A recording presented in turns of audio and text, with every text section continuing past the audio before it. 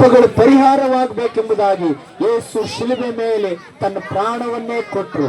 ಯಾಕೆಂದ್ರೆ ಎಲ್ಲಾರನ್ನು ರಕ್ಷಿಸುವುದಕ್ಕಾಗಿ ಆ ಶಿಲುಬೆ ಕೆಳಗಡೆ ಬರುವಂತ ಪ್ರತಿಯೊಬ್ಬರನ್ನು ಕೂಡ ಯೇಸು ತನ್ನ ಕಲ್ವಾರಿ ರಕ್ತದಿಂದ ತೊಳೆದು ಅವರ ಪಾಪಗಳಿಂದ ಬಿಡಿಸೋದು ಮಾತ್ರವೇ ಅಲ್ಲ, ಅವ್ರನ್ನ ಪರಲೋಕ ರಾಜ್ಯಕ್ಕೆ ಸ್ವತಂತ್ರನಾಗಿ ಮಾಡ್ತಾರೆ, ಪರಲೋಕ ರಾಜ್ಯದ ಬಾಧ್ಯಸ್ಥರನ್ನಾಗಿ ಮಾಡ್ತಾರೆ. ಯೇಸುವಿನ ವಾಕ್ಯ ಹೇಳ್ತದೆ, ಆತನ ಹೆಸರನ್ನು ಹೇಳ್ಕೊಳ್ಳುವಂತ ಪ್ರತಿಯೊಬ್ಬರಿಗೂ ರಕ್ಷಣೆ ಅಂತೆ. ಆತನ ಹೃದಯದಿಂದ ನಂಬುವಂತ ಪ್ರತಿಯೊಬ್ಬರು ಕೂಡ ಯೇಸು ತನ್ನ ರಕ್ತದಿಂದ ತೊಳೆಯಲ್ಪಟ್ಟು ನೀತಿವಂತರಾಗ್ತಾರಂತೆ. ಆ ರಕ್ಷಣೆ ವಾರ್ತೆಯನ್ನು ನಿಮಗೆ ಹೇಳೋದಕ್ಕೆ ಬಂದಿದ್ದೇವೆ. ನಾವು ಯಾವುದೇ ರೀತಿಯಾಗಿ ಇವತ್ತು ದಿವಸ ಹೃದಯದಲ್ಲಿ ಯಾರು ಮಾನಸಾಂತರವಾಗುತ್ತಾರೋ, ಹೃದಯದಲ್ಲಿ ಯಾರು ಮನ ತಿರುಗ್ತಾರೋ ಅವ್ರಿಗೆ ರಕ್ಷಣೆ. ನನ್ನ ಪ್ರಿಯರೇ, ಇವತ್ತು ನಿಮ್ಮ ಕುಟುಂಬಗಳಲ್ಲಿ ಸಮಾಧಾನಗಳು ಬೇಕಾ?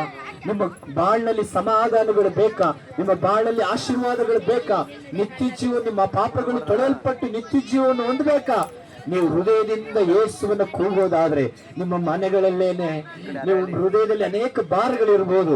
ಯೇಸುವಿನ ಮುಂದೆ ಆ ಭಾರಗಳನ್ನ ಹೇಳೋದಾದ್ರೆ, ನಿಮ್ಮ ಕುಟುಂಬದಲ್ಲಿ ನಿಮ್ಮ ಯಜಮಾನರಿಗೋಸ್ಕರ ನಾವು ಪ್ರಾರ್ಥನೆ ಮಾಡೋದಾದ್ರೆ, ನಿಮ್ಮ ಮಕ್ಕಳಿಗೋಸ್ಕರನೋ ಯೇಸುವೆ ಅಂತ ಕೇಳ್ಕೊಳ್ಳೋದಾದ್ರೆ, ಯೇಸು ನಿಮ್ಮ ಬಲಭಾಗದಲ್ಲಿ ಬಂದು ನಿಂತ್ಕೊಳ್ತಾರೆ. ಯೇಸು ನಿಮ್ಮ ಪಕ್ಕದಲ್ಲಿ ಬಂದು ನಿಂತ್ಕೊಳ್ತಾರೆ. ಯೇಸು ನಿಮ್ಮನ್ನು ಮುಟ್ಟುತ್ತಾರೆ, ನಿಮ್ಮನ್ನು ಆಶೀರ್ವಾದ ಮಾಡ್ತಾರೆ. ನನ್ನ ಪ್ರಿಯರೇ, ಆ ಶುಭ ವರ್ತಮಾನವನ್ನು ತಿಳಿಸುವುದೇ ಕ್ರಿಸ್ಮಸ್ ಆರಾಧನೆ. ಅದಕ್ಕೋಸ್ಕರ ನಾವು ಈ ದಿವಸದಲ್ಲಿ ನಿಮ್ಮ ಮಧ್ಯದಲ್ಲಿ ಬಂದಿದ್ದೇವೆ. ಆ ಕ್ರಿಸ್ತನ ಹುಟ್ಟಿ 2025 ವರ್ಷಗಳು ದಾಟಿದ್ವು. ಯಾಕೆ ಇನ್ನು ಇವತ್ತಿನ ದಿವಸ ನಾವು ಸಾರ್ತಾ ಇದ್ದೀವಿ ಅಂದ್ರೆ, ಆತನು ಮತ್ತೆ ತಿರುಗಿ ಬರಲಿದ್ದಾನೆ. ಯಾಕೆ ಬರಲಿದ್ದಾನೆ?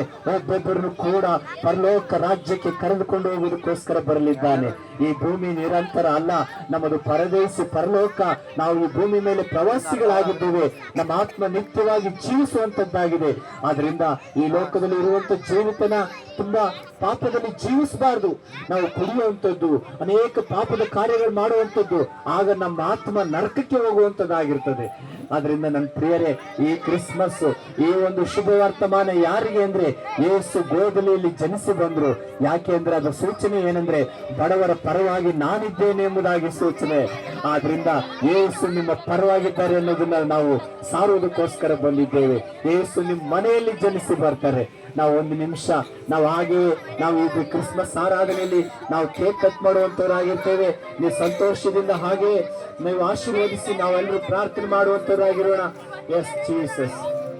ನಾವು ಒಂದು ನಿಮಿಷ ಹಾಗೆ ಕಣ್ಗಳು ಮುಚ್ಚಿಡುವ. Thank you, hallelujah. ಕರ್ತನ ವಾಕ್ಯವನ್ನು ಕೇಳಿದಂತ ಒಬ್ಬೊಬ್ಬರನ್ನ